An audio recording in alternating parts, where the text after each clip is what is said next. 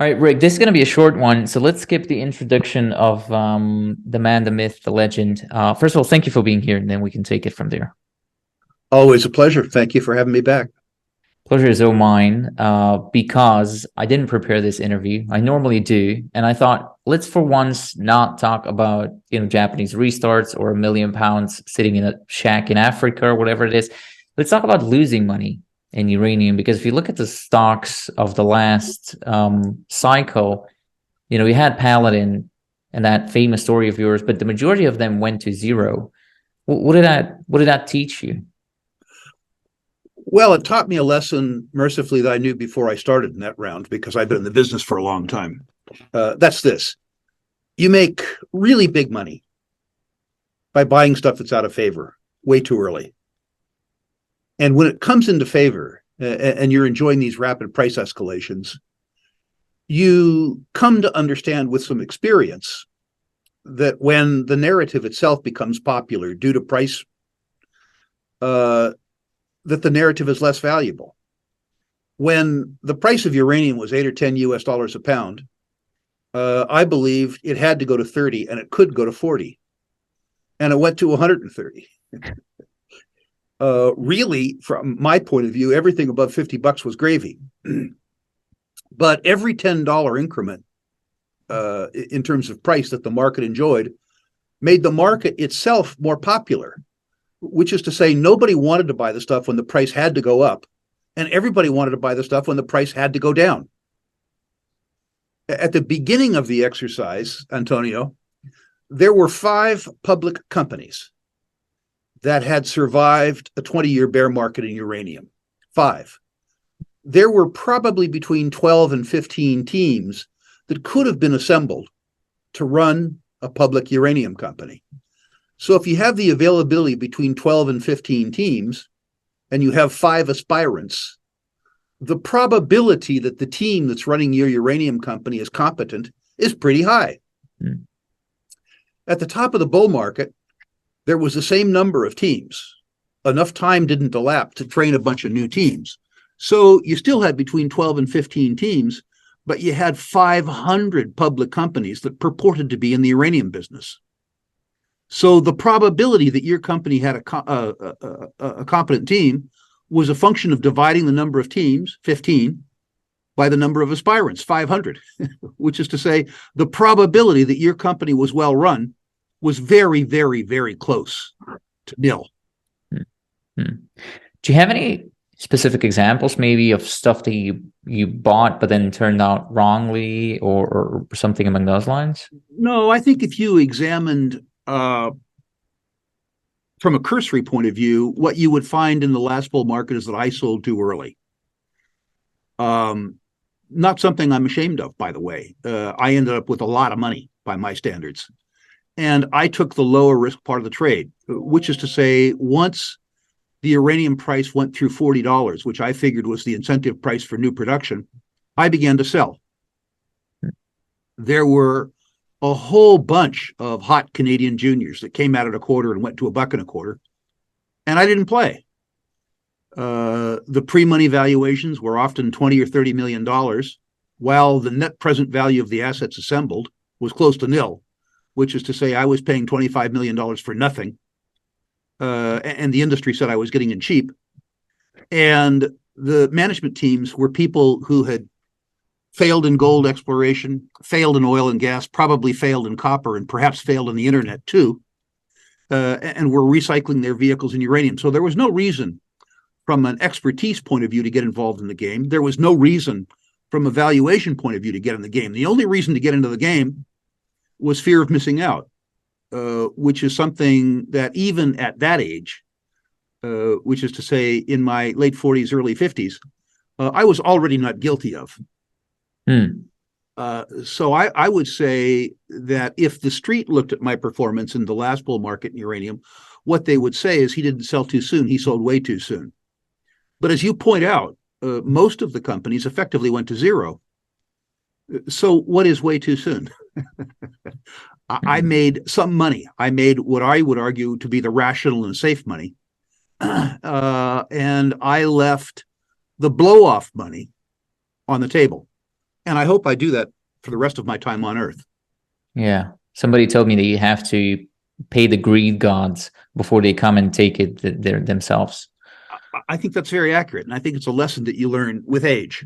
What happens is very pernicious, which is to say, particularly if you believed in the narrative before other people did and you had your faith tested. When the narrative comes true and you're starting to make money and feel smart, the price action that you see in your own mind justifies the narrative. And you come to believe more in it, even as it's less valuable. When the price of uranium went from 10 to 40, the fact part of the narrative was already done. It doesn't mean that the price of uranium couldn't go higher. In fact, it did to 130. But people forget that markets work. There's a lag. But when the market went to 130, there was no reason for it to go up and every reason in the world for it to go down, which of course it did, falling from 130 to about $80 before the Fukushima event took out the demand side for uranium. So for me, I began to be a fairly aggressive seller when the price of uranium no longer needed to go higher. And I would do it again. What I tell people in terms of the sell decision is, first of all, review why you bought a stock. And review when you buy the stock, what you think the probability of the favorable outcomes would be, and why, in a very broad sense, what price you think something can go to. If I look at a gold stock, I think the probability is in 2023 that gold goes through $2,000, maybe to 2,100. And so when I'm running a pricing metric on a gold stock, I'll run a downside case, which is to say $1,500 gold. I'll run a present case, $1,900 gold, and then I'll run a $2,200 valuation. If the gold price does go to $2,200, and I have a sense what the net present value of the free cash flows of the company at $2,200 would be, if the price of that stock escalates substantially beyond what I believe to be fair market value, I begin to be a seller, regardless of the technicals, regardless of momentum, regardless of any of that. For me, when the reason to own a stock begins to go away, the stock needs to begin to go away. And that's in a successful case. In an unsuccessful case, it's much easier. If you believe that XYZ has to happen in the uranium market and the uranium market, for whatever reason, doesn't perform. Perhaps the pace of Japanese restarts isn't sufficient to accommodate supply overhang from Canadian and Kazakhstani restarts. And perhaps what happens is that you don't need the incentive price in uranium because there's enough uranium in the market to accommodate demand. I don't believe that to be the case. But if that gets proven to be the case in 2024, I will need to reset my valuation targets. Do you have to be as picky in the companies today, though, because there's not as many uranium stocks, but they are counting up? At the beginning of the last bull market, there were 5 uranium juniors, and all of them had good assets and good management teams. So you didn't have to be picky at all because the universe was non-existent. We now believe there's between 75 and 80 public companies worldwide in the uranium space. And we believe that somewhere between 11 and 15 are buyable. So, yeah, I would suggest that you have to be much more picky. Now, there are people who are intelligent speculators in the uranium space who are willing to ignore probabilities in favor of 10 or 15 to 1 returns, which is to say they're willing to take very, very long odds, longer than I feel I need to take, because they're willing to lose almost all of their initial investments in hopes of generating a 10 to 15 bagger. In those circumstances, what they're going to need to do in almost every case is see a truly spectacular run-up in the uranium price or enjoy exploration success, which is to say they're involved in a $10 or $15 million market cap company that isn't a uranium company per se, but rather a company that's exploring for uranium in fertile terrain. If you're willing to play that game, and that game's been very good to me over the last 50 years, if you're willing to play that game, you need to understand that uranium's only part of the narrative, that what you're doing is buying an exploration stock. And you need to follow their exploration progress very, very, very carefully. The normal outcome, particularly in sole risk exploration, is failure. So you have to anticipate failure, and you have to be very aggressive with the trigger finger if you begin to see exploration failure. It may be, as an example, that a uranium company has a 15-hole program. But unless the geologists are drilling their worst hole first, you're going to get indications of success or failure long before hole 15. You have to apply yourself technically to the task at hand, which is to say, look at the surface anomaly, look at the projections to depth, understand something about the value proposition offered up in exploration. And I would say if the first 3 or 4 or 5 holes don't vector in on something that would cause you to continue to drill it, or if they don't generate real positive information about where to go next, that you have to sell the stock. You have to anticipate failure, and you have to keep a 40% loss from turning into 100% loss. The second thing that you need to do is you need to pay attention to management's promises, and you need to extract promises from them. When you're talking to one of these companies, say, okay, you just raised $5 million. How much of that $5 million is going to go into the ground, and how much is going to go into G&A, and how long will the money last? If the company tells you that the money will last 2 years and it went away in 9 months, you have to sell. They are either unwitting or they're unscrupulous. In other words, they're either stupid or they're liars, neither of which are good. If they say that G&A will be 25% of total expenditures, that means they get $1.25 million to spend on G&A for 2 years, and $3,750,000 will go in the ground.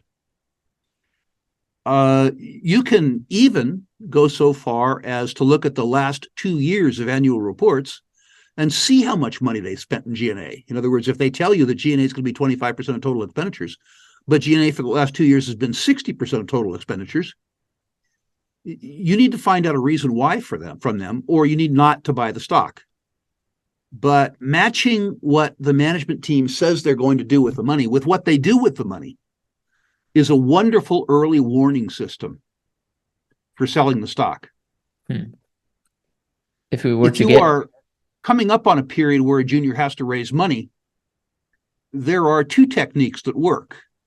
If you are involved with a very, very, very high quality group of people, say the Lundins, the fact that they need to raise money perversely usually makes the stock go up, because they begin to promote very hard, even buying the stock themselves, so that they can raise the money at a higher price. What normally happens in financing is that pro-financiers like me sell their position off coming into a financing so they can come back into the financing and pick up a half warrant or a full warrant. What you learn with the really good guys is that they get these financings done on terms that are much more favorable to them than they are you as an investor. So perversely, if the financing is being offered up by a very high quality group, in anticipation of a financing, sometimes traders buy the stock as opposed to sell the stock, understanding that the private placement stock that's sold will be restricted, while their stock bought pre-market will be free trading.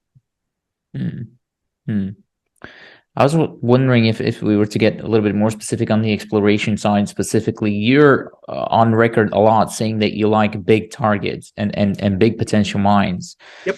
In uranium, though, the deposits are often very concentrated. So sometimes you would see, the company would be stepping out 25, 50 meters. And that's normally a red flag in other types of exploration. Is that still a red flag in uranium? It really depends. What you're talking about really is Athabasca Basin. explorers, where you're talking about string of pearl deposits, which is to say contact deposits above the unconformity. In those circumstances, the grade is so high, the little bit goes a long way. I would tell you from a general point of view that if somebody's target for me isn't 100 million pounds or more, I don't care. I mean, I'm really not interested in a 20 million pound resource unless it's extraordinarily high grade. In other words, unless the aggregate margin approaches the aggregate margin that an industry would expect from a 100 million pound deposit. I guess I could have a sense of humor there. But I want in situ values to be in the $3, $4, $5 billion target range. What I've learned in my life is that the idea that you discover a small deposit, generate cash flow from it, and use it to grow the company is very seductive to entrepreneurs. And most speculators are at heart entrepreneurs or would-be entrepreneurs. The problem is, statistically, it almost never works. I've watched it work maybe 15 times in my life, having watched 1,000 starts. I have no interest in taking a big risk, which every exploration effort is, in return for a small reward. If I take a big risk, I want a big reward. What I've found with big rewards is sometimes the anticipation of the reward is so large that the stock can hit my target before they've enjoyed success. That is, if you have a 100 million pound target in the uranium business, and they announce a 15 or 20 hole drill program, sometimes the anticipation of what might happen to the stock in the event of success means that the stock doubles or triples before they drill a hole. Yeah. And in those circumstances, I will always sell some stock. I will always sell enough stock that I have my cash back. I call that the point of no concern, to differentiate it from failure, or the point of no return. When the market gives me my goal without answering the unanswered question, I am always a seller. This has been, you got to go here. I can see the clock. This has been a very quick masterclass in speculating. What else do you have going on? You've been doing a lot of webinars and stuff like that lately. Something new coming up? Yeah. What's coming up, and I forget the date, but it's in April, is the Electric and Battery Metals Boot Camp, following on the Silver Boot Camp and the Uranium Boot Camp, both of which were highly successful. In that circumstance, we have a great faculty, $99 US, of course, full money back guarantee. Any Rural Investment Media education product, if you don't think you got your money's worth, tell me. I'll give you your money back. Of course, you and I will be cooperating, I think, on the Rural Investment Symposium in Boca Raton coming up.